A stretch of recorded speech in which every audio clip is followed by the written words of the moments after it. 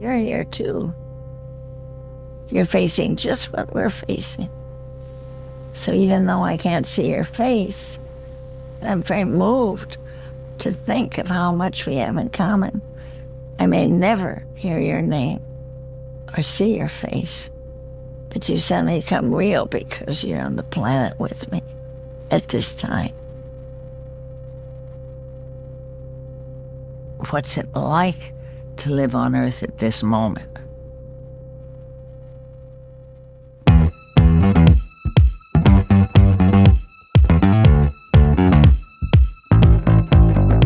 Do you know how lucky you are? You live in a highly advanced modern civilization. There's comfort, choices, and convenience like never before. You can eat an orange from Barcelona in the dead of winter. You want a new sofa? Stay put. It'll arrive tomorrow. And go ahead, reach into your pocket. What's that? Oh, a magical portal that lets you chat with anybody around the entire frickin' world? Well, that's pretty cool. We've got high-def satellite images of distant planets and their moons, 3D printing, and state-of-the-art hip replacement surgery. Worried you can't afford it? Don't fret. I know some jobs that will get you money. You like money, don't you? Maybe you should invest some. That old stock market is on the up and up. I mean, have you noticed all the innovation lately? And the great news is, it only gets better over time. Sure, there's been some blips, a few bumps, but all we gotta do is trust the system will lead to more prosperity and wonders than you can possibly imagine. Just keep working, keep investing, and watch this baby grow. That's the story of business as usual. But there's another story. It's called The Great Unraveling. No, think about that. Look into the gears of business as usual. How the machine turns landscapes into scraped and scoured and stripped and mined wastelands. The hundreds of millions who live in extreme poverty. The rise of authoritarianism and rising seas. The erosion of the global order. The fires, floods, famines, mass migrations, scapegoating, the fraying of social cohesion. It's getting harder and harder for the system to meaningfully respond. Some call it collapse. Activist and author Joanna Macy called it an unraveling. It's not just the planet's ecology unraveling, or our political systems or economic systems, but the story of business as usual is unraveling too. It's making less and less sense. There was a time where serious-seeming people could tell you with a straight face that this was a good system, a practical system, a system that worked. And some people still will. But it's getting harder and harder to believe them. But we already know this. We've been living with this knowledge for years now. It's become the normal state of things, the ever-present background. It can be hard to look at, tempting to shrink away from. But what kind of story would it be if we turned away now? If we let our lives pass by without fully meeting this moment we were born into? But how do we meet it? Without being so overwhelmed, action becomes impossible. This is where Joanna Macy comes in. She's the one who named these two stories we're living through, the stories of business as usual and the Great Unraveling. But she also told of a third story, a different path, and she called it The Great Turning.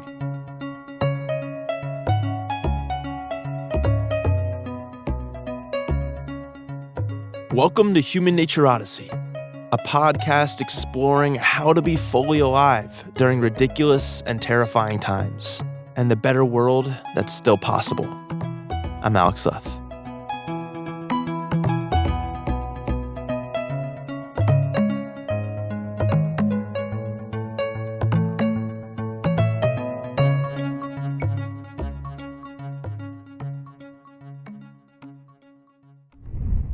We're in a situation that humanity's never been in before.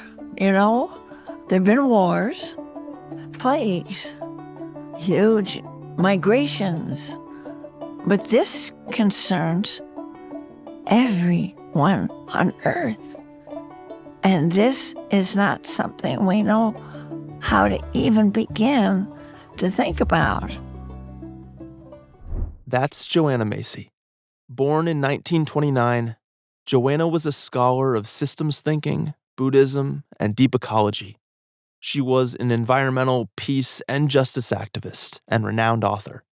She led workshops moving people through their despair and into meaningful action. And if you're like me, and sometimes struggle with being overwhelmed by the state of the world, or too numb or distracted to face it, Joanna is here to help. I want to reach and take hold of that live wire of reality. I want to be here. I want to be, if I can't avoid climate change, then I want to be here with all my attention, with all my trust in life. In July 2025, Joanna Macy passed away at the age of 96. We're able to hear her voice thanks to climate activist Jess Serrante. Jess sat down with Joanna in the final years of her life to reflect on how to live during these wild times. These conversations became the podcast, We Are the Great Turning. In this episode, we'll explore excerpts from that podcast and speak with Jess ourselves. She'll reflect on her powerful friendship with Joanna Macy, the legacy Joanna left behind, and what it means for us to inherit that legacy, to take up the baton and one day pass it on to the next generation. But first, let's listen in.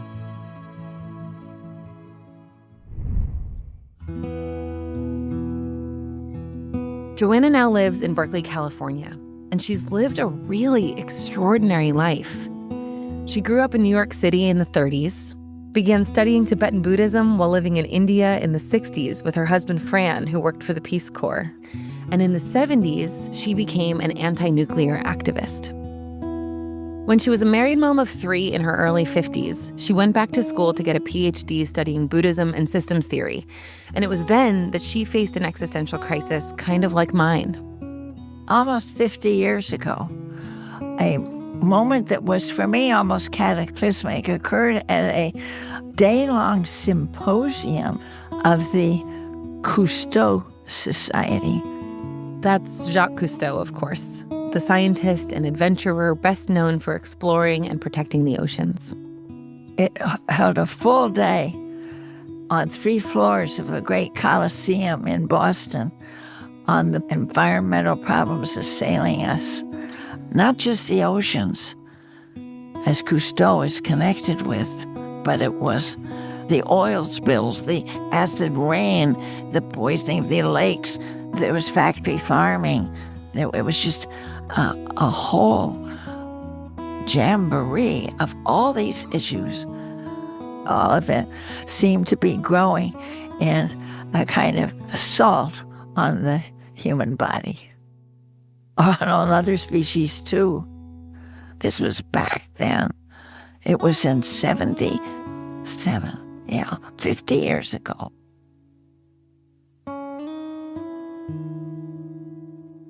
We were destroying our world. We are destroying our world with every aspect of the power that we've accrued. And it brought a tremendous internal avalanche of grief. It was so arresting to me. It was so huge a realization that I couldn't speak it. And it silenced me. It silenced me for 15 months. I couldn't speak of it to my friends, my family, my husband, my fellow academics in the department. And there's the loneliness of the unheard witness of what's befalling our planet. You've been holding it back because you don't want others to know how bad it is. You don't want others to know how great is the grief. I didn't want my family to know how much pain I was in. I didn't want them to know my own suffering, because it was enough to drive you mad to think that we were heading over the brink as a species.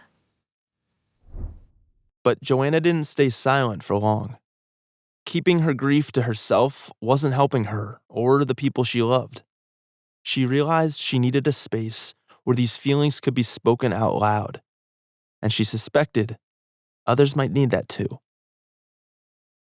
So in the late 70s, she started gathering people together, not just to share information, but to share the feelings that came up: fear, grief, anger, gratitude too, and love for a world that was being destroyed. By honoring and sharing these feelings, Joanna believed, people were more likely to act. She called these gatherings the work that reconnects.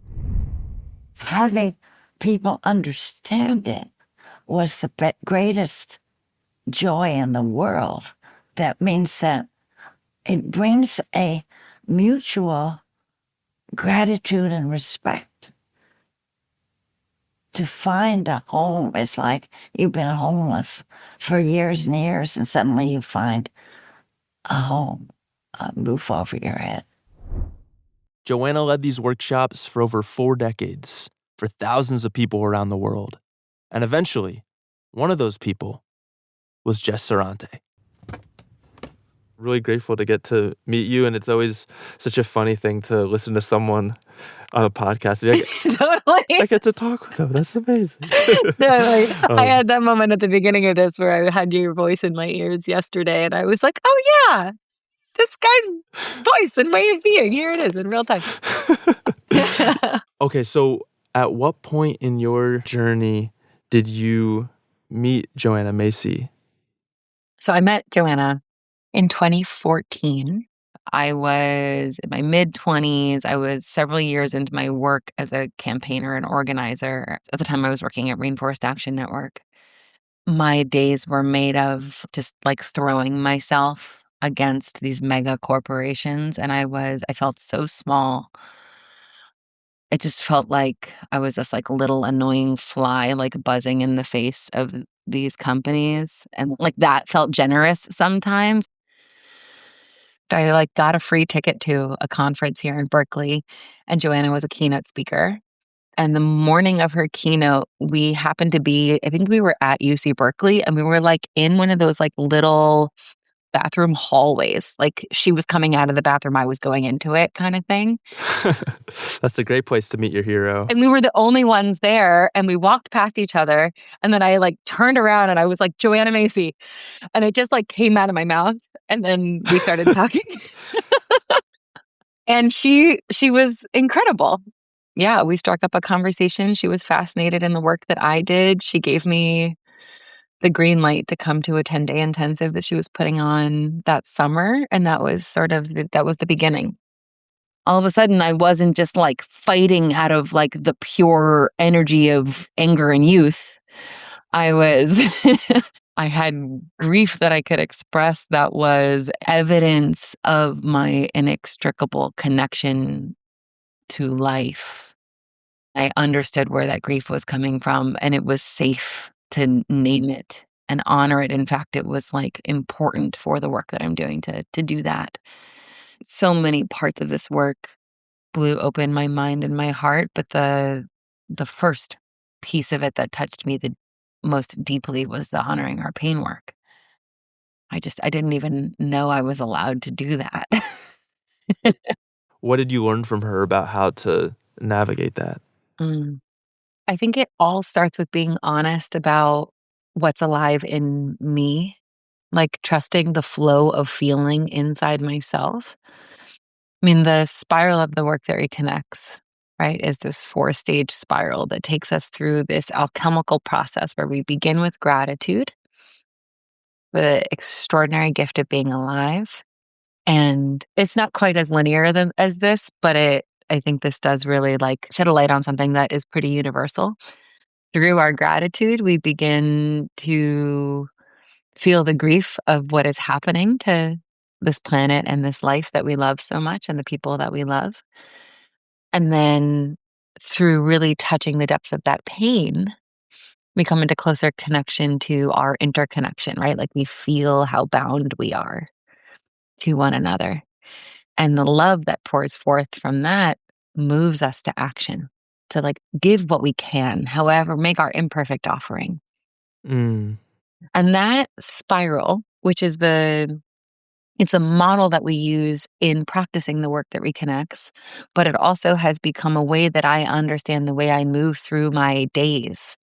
That I just can recognize, oh, in this moment, I'm mostly present to despair Mm. or to rage, right? Like this happened a couple of days ago. I'm sitting at my computer, I'm sitting right here, and I get the news about this ICE murder. Mm-hmm. And I feel my whole body flood with fear and then rage. And I watched the impulse to like take a deep breath, compartmentalize, keep typing. Mm. Right. And something that I've learned from Joanna is that, like, that's actually not how I move it. Hmm. I move it by honoring it.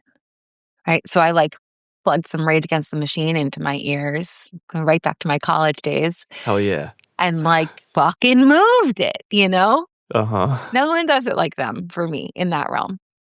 I'm with you. I go to them too. He's just stomping around my room to Killing in the Name, you know? Mm-hmm. Mm-hmm. And it actually didn't take that much time. It's not like I'm not still incensed by what happened and what is happening. But it was like, okay, fine. I like found myself in the spiral, and it moved me into, okay, I can honor it. I can then like emerge from that pain after honoring it, have conversations with people, which is one of the things that the work also teaches us to do, is to like not hold it in. Mm. Like even just in this moment, I felt a hesitance in myself to even bring up that story, right? Which is so interesting. Mm-hmm. Like, don't be the one to name something outrageously painful about what's happening in our world, right? And there's millions of examples. This is just the one that, is the front page of the papers this week. To be completely honest, like I don't want to feel the pain. I don't Of course you want don't. to. Of course you don't. I don't. You don't want to live in a fucking world that makes you feel that way either. I don't want to sit in it. I want to move past it really quickly. And Yeah. I'm almost skimming on this surface level of intellectually understanding things, but like not really sitting with Right. the grief and the fear. I need like some kind of light at the end of the tunnel. Like, what do they transform to if I sit with that? So one reason that I was able in that moment to watch the impulse to shut it down and then stand up and put on the music and move is because I have learned over the years through my own experience and through Joanna's teaching that when I cut off the feeling, it costs me aliveness. Mm. I can carry on. I could have taken a deep breath, pushed it out of my mind, gone back to the work that I was doing. But the cost is actually too high because my vitality, my passion is cut off every time I deny the reality of what I'm feeling. I'm not actually protecting myself from feeling it. The feeling was already there. The feeling was the natural response to what's happening in the world. The thing I'm cutting myself Mm. off from is like letting it actually move through me, which is a surrender to the flow of what it is to be alive in this time, right? That's what I was pointing at earlier. It's like sometimes I'm really present to like the ecstatic joy of the neon sunset happening outside my window. Sometimes life feels like wildly mundane and dull. Sometimes I'm flooded with outrage, right? Like it's all part of what it is to be alive. When we dull any of it, we dull all of it. Mm-hmm. Mm-hmm. One of the main principles in the work that reconnects in all of this, being together and speaking the truth of our experience, Mm. telling the truth to another person, Being with them.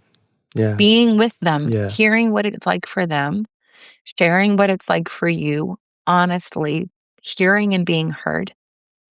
When we're with people who generally see what we are seeing and feeling, there is a huge gift in having the courage to go first, Mm. to be the one that says, hey, this thing that's happening in the world right now, I'm really having a hard time. Can I tell you about how it feels? And it's the same with gratitude too, for whatever it's worth, right? To be the one to say, your exuberance, your passion, the stuff that you've held back out of fear of what would happen if people saw it, because it's not cool to care, but to be willing to go first. I am wildly in love with life, with this planet, with what it is to be alive. Holy shit. All I want is to be around people who also see that and want to remember it. And it's totally vulnerable to be the one that goes first in either Mm-hmm. direction, honestly, right? The exuberance Yeah. or the pain. Mm-hmm. And I have found that a practice of that over years has made me in my life far less lonely.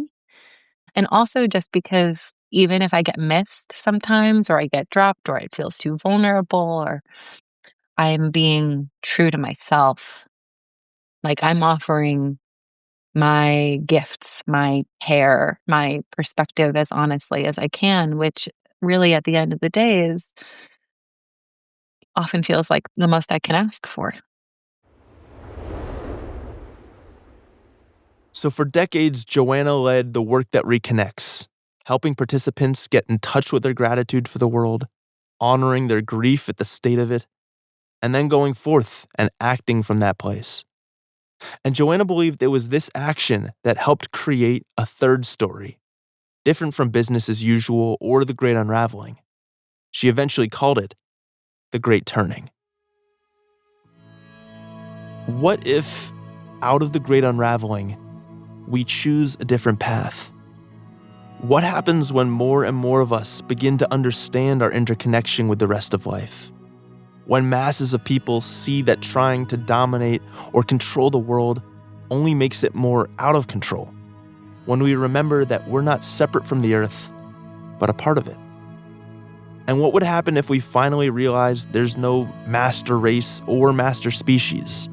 That every being on this planet is our literal cousin? And what if the vast majority of people came to believe that our own safety and well-being depends on the safety and well-being of others? What world would come of that? No, really. What do you picture? What would that world look like? What do you see?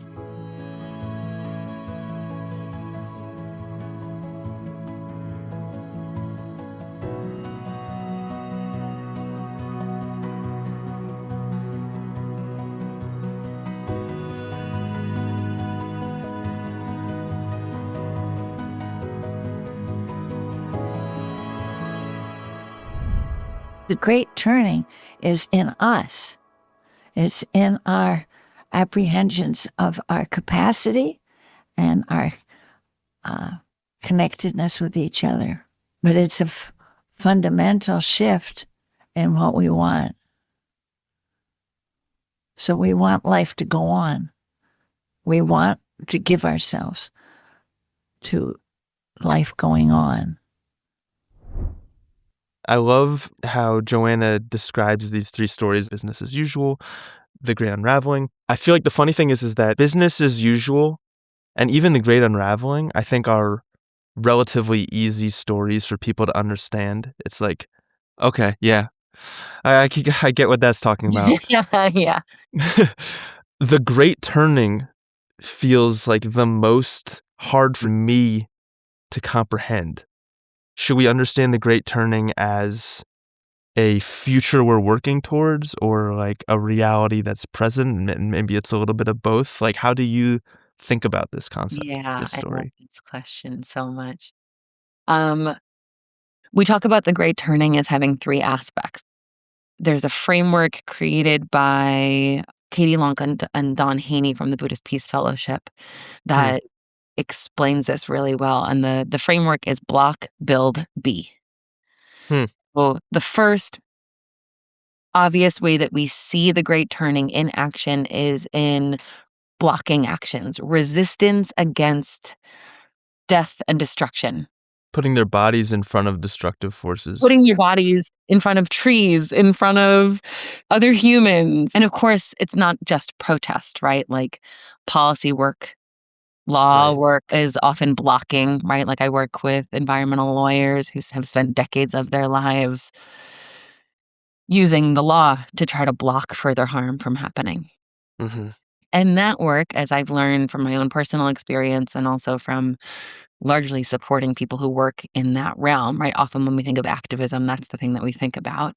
That work burns really hot. It takes an immense amount of energy to show up in resistance against these forces Mm-hmm. every day of your life. It can be really hard to sustain over time. It takes an immense amount of skill to do that. And that alone, of course, is not going upstream. It's not transforming. Trying to contain its expansion. Yeah, and making a stand for the individual lives that would otherwise be taken. Right.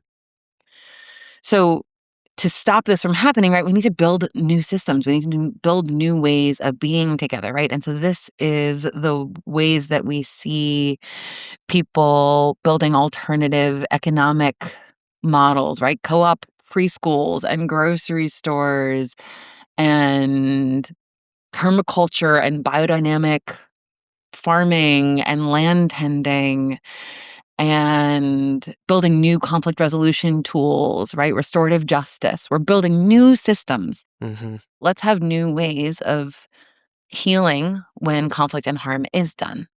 That's the second place that we see it.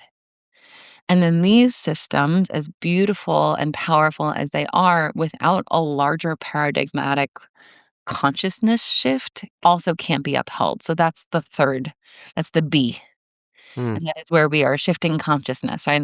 And I see my work as largely falling into that realm now, right? Like I help people to see themselves as a part of this transition to a more just and life-sustaining world, which just understanding yourself as a part of the great turning can be like world changing for us. And so all three of these things, blocking harm, building new ways, being and developing an alternative consciousness. Yeah. Different way we understand our relationship to others in the world. Yeah. Those are the three faces of the great turning.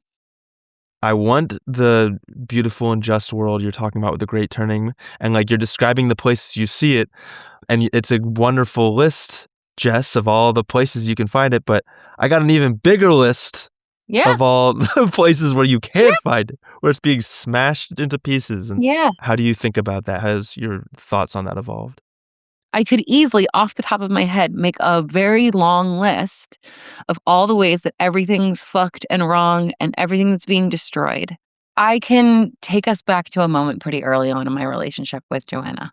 When I met Joanna, I went to her and I was like, listen, I get this thing that you're saying about the great turning. Like, I get that.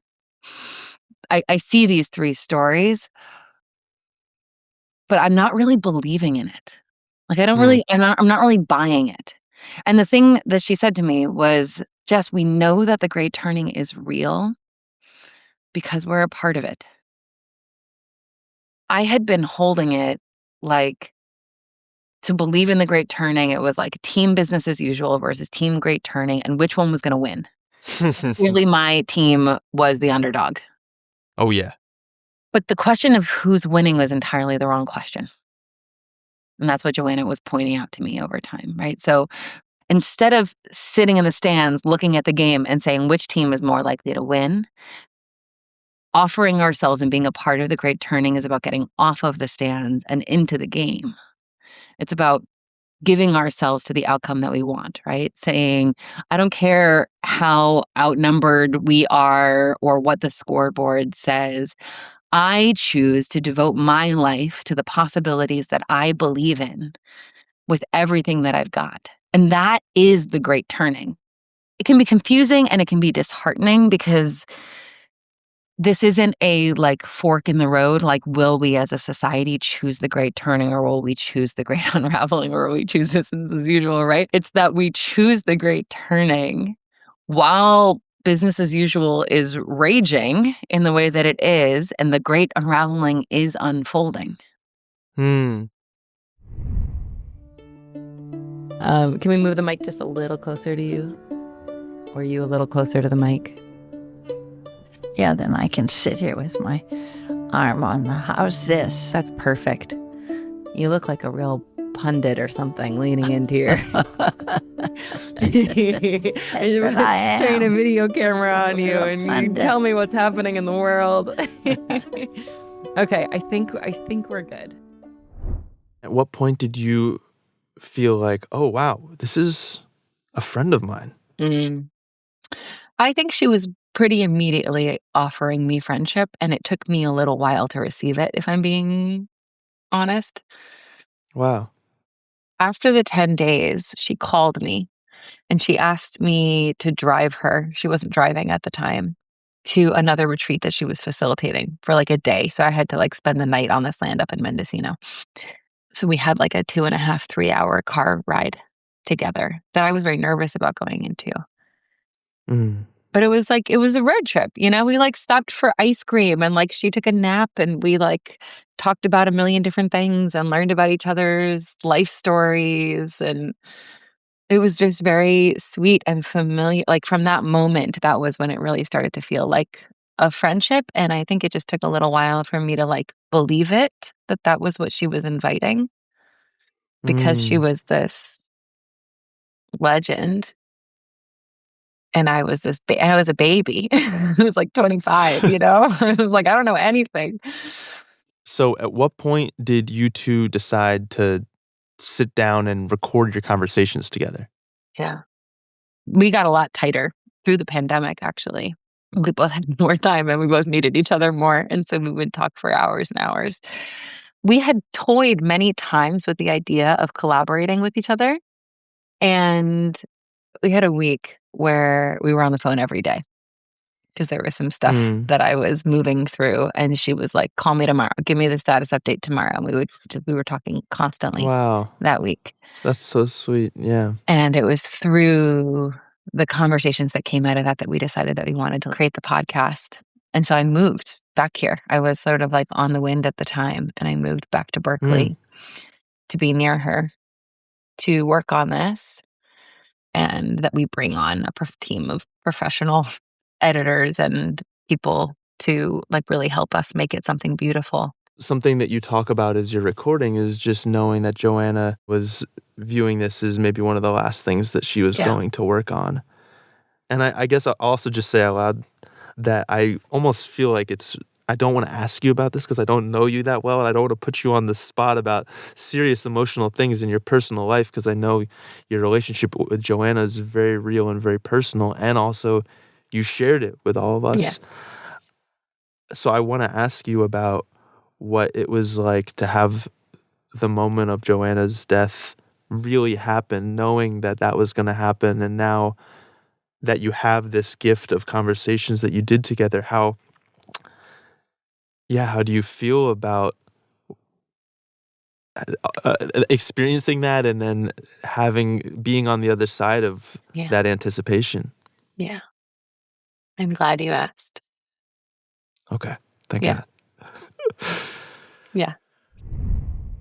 I like thinking with you, and I know that it's not over, but it's like in order for us to move the project towards completion, I have to go do some thinking on my own and go through the material and then come back. Because you are creating material that will be a lot of the people to whom it's introduced, I'll be gone. Yeah.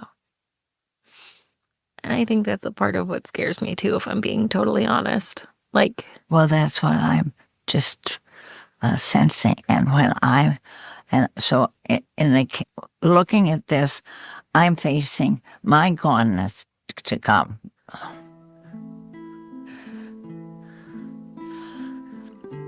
And I'm used to being me. I like being me. And that being me will disappear under my feet, and I will disappear.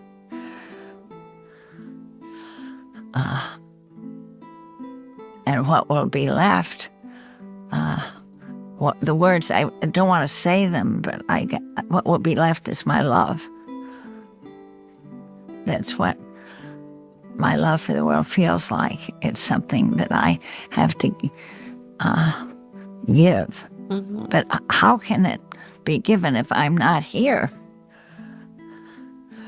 Well, I will be here in what we're making. And what you have, with incredible courage, stepped in to say, I'll have this to be there when you're gone.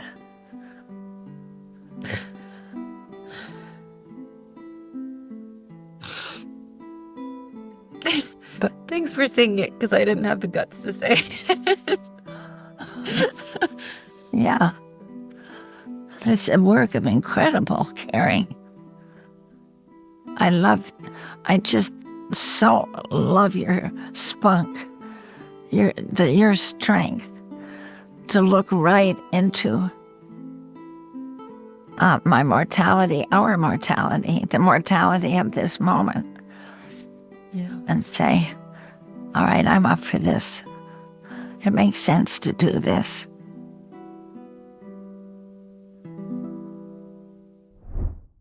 I have this memory.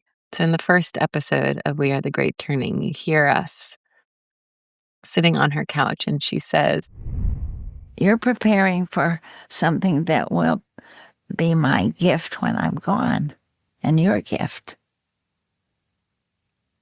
But you know what? When the emptiness comes, and you look to where I sit on this couch and I'm not here, you'll know you've been with me gone already. You've been with me gone. and we like are giggling about this like time travel thing that we're doing in this conversation. Yeah. And hours after she died, I walked into her house and I sat on that couch. And I remembered that moment. Wow. And I thought, holy shit, here it is. I'm here. And her body is in the other room. And I'm about to go see her dead body for the first time. Wow. She is the most alive dead person I have ever known. Hmm. Mm. She's so present for me. And I expect it'll be this way for a while. It's been 6 months since she died. And I still can't talk about this without lots of tears flowing. It's so hard to be without her. I miss her so much. And there's so many gifts for me in remembering. I mean, God, I can't, it's like impossible to put words to how lucky I feel. Not Mm. only to have loved and be loved by her, but to have had a recorder on the table for dozens of hours, to have Yeah. spent a year of my life poring over, reliving dozens of conversations and pulling, like I wouldn't have remembered so many of the things that she said to me had we just had the conversations, but I had to listen to them again and again and cut them into the episodes and write around it and try to figure out how to translate what she was giving me to everybody else who I wanted to give you the vicarious experience of sitting at the table with her. You did. Thank you. Yeah. Yeah. I mean, the way that like seeded her so deep in me is just like a gift that continues to reveal itself to me. Yeah. It's so extraordinary. I mean, it's an incredibly generous act to share an intimate relationship like that with others. And so as a listener, I feel like I was really invited into it. And I, never got to meet Joanna. And now she's someone that I got to have spent time with in this way Yeah. because you let me into that. And I benefited, I'm so glad. from those conversations. And I feel like the intergenerational aspect of life is really, that's the whole thing. That's the whole thing. Part of the reason why we're in this global mess in the first place is because we're trying to extend our own personal lives as much as possible, and that's how we think we're going to have immortality. So our fear of death is what's causing us to try to control everything and make the world, ironically, so much less hospitable for us. Yes. Whereas the real meaning of life on this earth, if you ask me, is Something I've been wanting to know. is that we receive from the generations that came before us, and we hold what we've received from them, we nurture it, we tend to it, and then we pass it on. Yes. And that kind of like handing of the baton, it's amazing that you got to really spend that time like receiving the baton from Joanna. And how do you think about the podcast now that you're on the other side, and that the elder that was in your life is now, like you said, like an ancestor?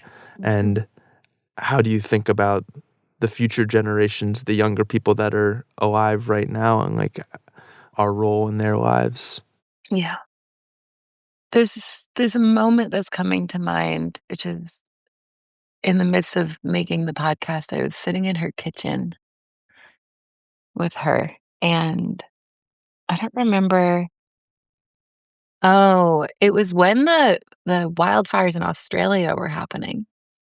Oh, yeah. And we're sitting at her kitchen table, and there's the newspapers on the table, and we're looking at these fiery images. And there's so much that you're going to have to face that I won't, I suppose. Yeah, and I feel only joy at you avoiding any suffering that might come across all of us in the years to come. Well, now I do feel sadder. That's the grief for me. What is? That I won't be there with you to help when it's really awful. I breathe no sigh of relief that I'll be gone. What comes up for me so strong now, as you're aware, is that what's true for me is this heartbreaking open with love for what we're doing. And there are many of us who are preparing themselves and the rest of us to carry forward as humans on this planet when it becomes so unfriendly to our life form, to our fragility. There'll be colder winters and hotter summers than this kind of body can handle well. Mm-hmm. And you know, it just occurs to me that we are feeling so guilty toward the future ones. We must also realize that what we're doing, so much that we're doing out of compassion, that we are putting ourselves in the heart, minds, and bodies of those who are living toward the end of this very century. Mm-hmm. What things will be like. Yeah. 80 years from now, or what things will be like in 8 years from now. And we're crying. I can't believe this is happening. The loss, the devastation. And I look up at Joanna with teary eyes and I say, Joanna, the world needs what you've given us more than ever. And she just looked at me and she said, honey, that's the part that you were born for. Mm. But what I really see and felt in that moment is that intergenerational baton pass thing. Like, Mm-hmm. I've done my part, babe. Mm-hmm. I got me all the way here. Mm-hmm. And now I'm 94 and it's almost time for me to check out of this life. So yeah, the work continues, but that's your part. You get to pick it up from here and carry it where it needs to go for as long as you can. And then you'll pass it Mm-hmm. on also, and it's just, I see this like line of us through history. So I see my responsibility, and this has been a hard part of losing her, is like being willing to grow up in a way, like, which is, I think, a part for all of us in losing our elders. Hmm. It's like, as we lose them, the responsibility to carry what they've given us falls heavier on our shoulders. And I have definitely felt that in a very strong way since she's been gone. Like, okay, if I really mean what I said to her about how much I care about these teachings and how much I believe they are some of the most essential medicine for the world in the time that we're in, then it's up to me to figure out how I'm going to do that. And I can't just sit at her feet and like ask her to make me feel better about things anymore. So I feel her from the realm of the ancestors pushing me forward now in a different way. Right. It seems like the fact that we have so many religions form around charismatic elders goes to show that there's this like tendency in our nature, this desire to want to immortalize someone and keep them always as the person that we're looking up to, as you're Uh-huh. saying, like to always kind of stay at their feet.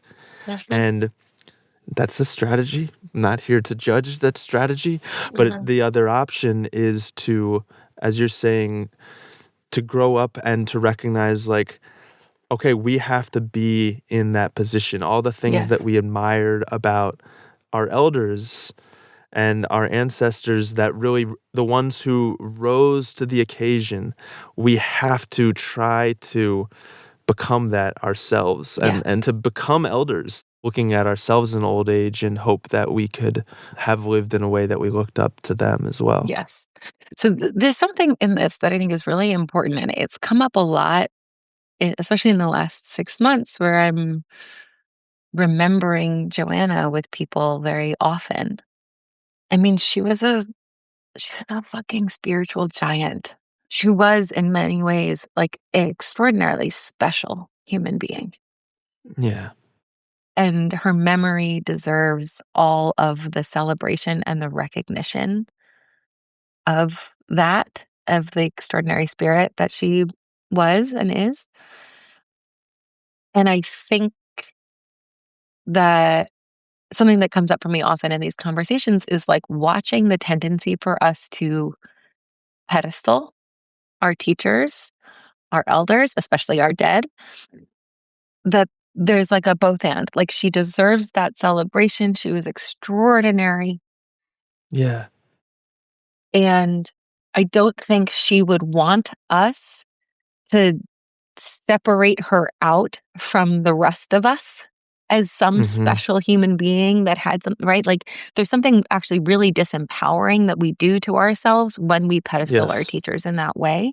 We weave this story that they were something other than the in pain, suffering, passionate, deep feeling human beings that we are too.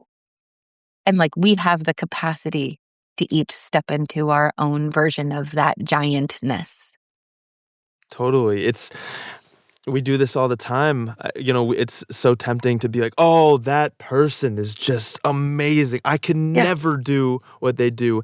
And on one hand, it's showing them respect, but also, just like you're saying, it's a really sneaky way of it's a cop-out, I feel like, ultimately. That's exactly the words that were coming into my It's mind. just like, oh, I could never. I won't even try, actually. I'm not the kind of person that could do that.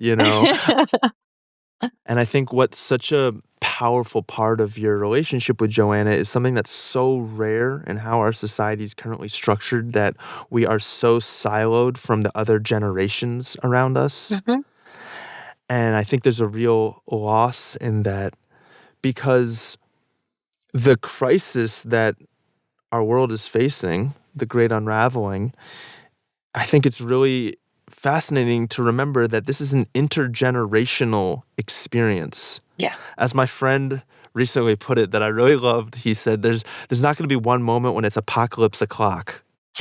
The great Right. unraveling is unraveling, and it's Yeah. unfolding over decades and generations. And it kind of puts us each in this position of those of us who care and feel the pain of this moment, look to the next generation. And I certainly feel this with my friends' kids who I'm close with. I find myself wanting to protect them Yeah. from this. They're very young. They're learning about some very heavy things at a young age, but so did I. And I recognize that as the world continues to unravel, they're going to live in a world that is increasingly more not hospitable to human life. And that's Yes. really heartbreaking, but also inspiring to, it's like, okay, well, we got to do something now.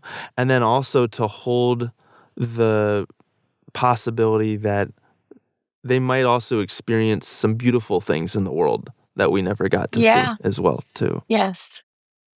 The desire to protect, I mean, I feel that so strongly too.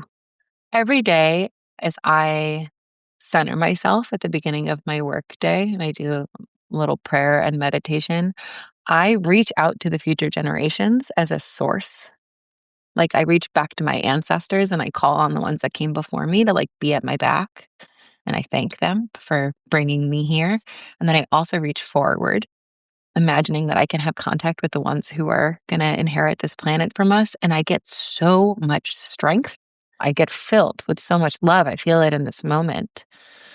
Because yeah, it's so natural, right? That the depth of our desire to protect them from it. But I also think that like what I found over time is that given that like we are in the circumstances that we're in, I can't protect them from the reality of the world. But what I can do is model the most beautiful in integrity ways that I can muster to be a human being in the vulnerability of being alive and being alive in this time.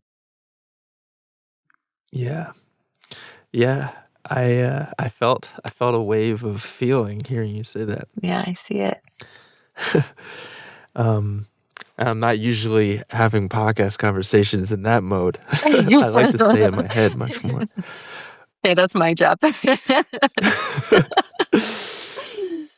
Well, so now you lead your own workshops and create space for people like Joanna did.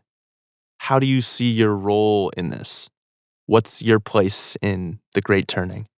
Mm. I would say that I am taking everything that Joanna gave me. I am mixing it together with my many years of experience organizing and helping people find their place and find their ground and act strategically and orient to the way that they want to be in the work and sort of swirling all those things together. That's how I understand my job, is to bring together people who are heartbroken at what's happening, who are wildly in love with the world, and who need the resources to carry on, to keep on living with their hearts intact in service of a world that is just and life-sustaining. Having these conversations and holding these spaces, that's what makes me most come alive. We are living through, as I see it, the crumbling of these death systems. Business as usual for shorthand. They are tearing themselves apart. And the Great Turning is the voice of those of us who refuse to let these systems have the last word about who we are as human beings on planet Earth. Hmm. And like how we get there, right? There's a million, it doesn't ascribe any specific picture of what the future is supposed to look like. Mm-hmm. Right? By turning our attention toward the Great Turning, we are allowing every one of us to dream into that together and trusting in that dream, knowing that, of course, there are going to be divergences in the ways that every one of us pictures it, and also the way that things ultimately go will not be the way that any one of us specifically imagines it. This is the reason that Joanna says that the Great Turning is the great adventure of our time. Just like any of our favorite epic adventure stories, the stakes are very high. The possibilities are numerous. The protagonists are flawed. And the outcome is entirely uncertain. And that is just the nature of the adventure. And I'll say just one more thing on this, which is that, like, I can't think of a better way to live.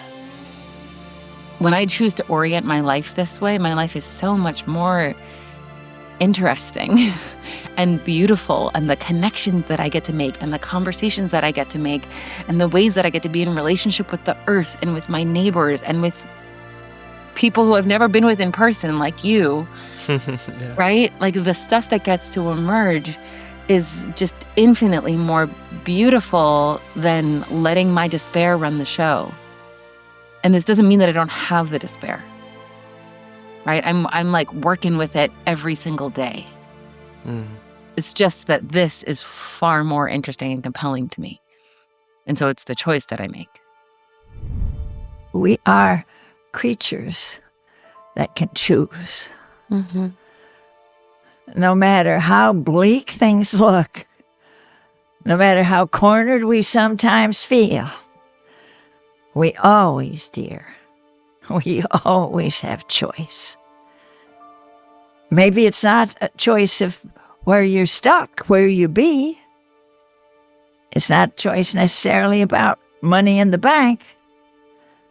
But the choice is always there for you as to how you respond and what you choose to see.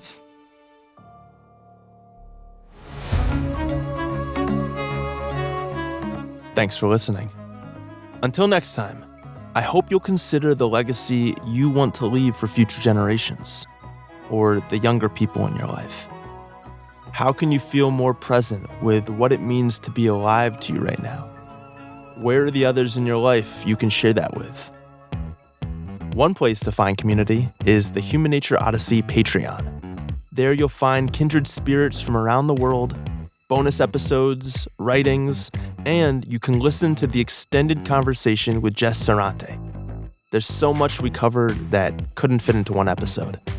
But a week after this episode comes out, you'll be able to hear it all on the Human Nature Odyssey Patreon. Thank you so much to everyone supporting the podcast, sharing it with a friend, and leaving a friendly review. And thank you so much to Jess Serrante for joining us today. You can listen to her podcast with Joanna, We Are the Great Turning, at Sounds True, or wherever you enjoy your podcasts. This series was made in association with the Post-Carbon Institute. You can learn more at resilience.org. And as always, our theme music is Celestial Soda Pop by Ray Lynch. You can find the link in our show notes. Talk with you soon.